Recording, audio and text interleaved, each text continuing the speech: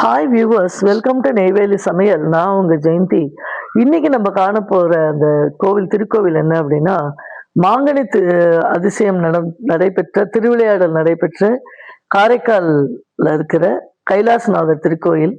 இது உள்ள நுழைந்த உடனேவே இடது பக்கம் ஃபுல்லா சுவர் ஃபுல்லா அந்த 63 நாயன்மார்கள், அதையும் தாண்டி கிட்டத்தட்ட 70 நாயன்மார்களுடைய அந்த பெயர், தோற்றம், நட்சத்திரம் முதல்ல எல்லாமே ரொம்ப அருமையான பெயிண்டிங்ல வந்து ரொம்ப அழகா பண்ணியிருக்காங்க.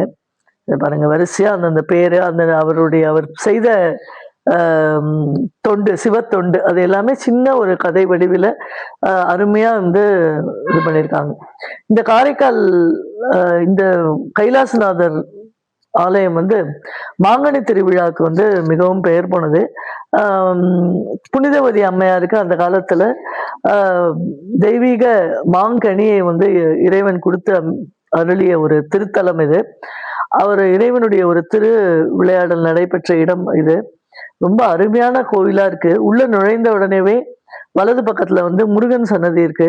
பிறகு அந்த கைலாசநாதர் சன்னதியும் அம்பாள் சன்னதி இருக்கு. உள்ளுக்குள்ள எல்லா விதமான தெய்வங்களுடைய திருச்சன்னதிகளும் இருக்கு, நவகிரகம் உட்பட. இந்த சுவர் முழுக்க வந்து இந்த பெயிண்டிங்ஸ் வந்து அவ்வளோ அருமையா இருக்கு. இதெல்லாம் பார்த்தாலே அந்த ஒரு நாயன்மார்களும் எவ்வளவு சிவத்தொண்டு ஆற்றினார்கள், அவர்களுடைய தோற்றம் என்ன, நட்சத்திரம் என்ன, இதெல்லாம் நமக்கு தெரிகிறது. இது உள்பக்க பிரகாரத்துல இந்த சன்னதிகள்லாம் வந்து அமைஞ்சிருக்கு. சமீபத்துல கும்பாபிஷேகம் ஆயிருக்கு. ரொம்ப நீட் அண்ட் கிளீனா மெயின்டைன் பண்ணியிருக்காங்க. காரைக்கால் ஒரு நாள் போய் இதற்கு டயக்னலாவே வந்து அந்த காரைக்கால் அம்மையார் திருக்கோவிலும் இருக்கு. அதையும் நம்ம பார்க்க போறோம். இதுல வந்து அந்த மாங்கனி திருவிழா தோன்றிய விதம், அந்த காரைக்கால் அம்மையார் வரலாறு எல்லாத்தையுமே வந்து அந்த சுவர்ல வந்து அவ்வளவா அழகா தல வரலாறு அப்படிங்கிற மாதிரி எழுதியிருக்காங்க. குழந்தைகளை அழைச்சின்னு போகணும், இந்த கதைகள் எல்லாம் அவங்களுக்கு சொல்லணும்.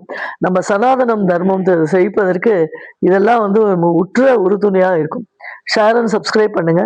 தேங்க்யூ.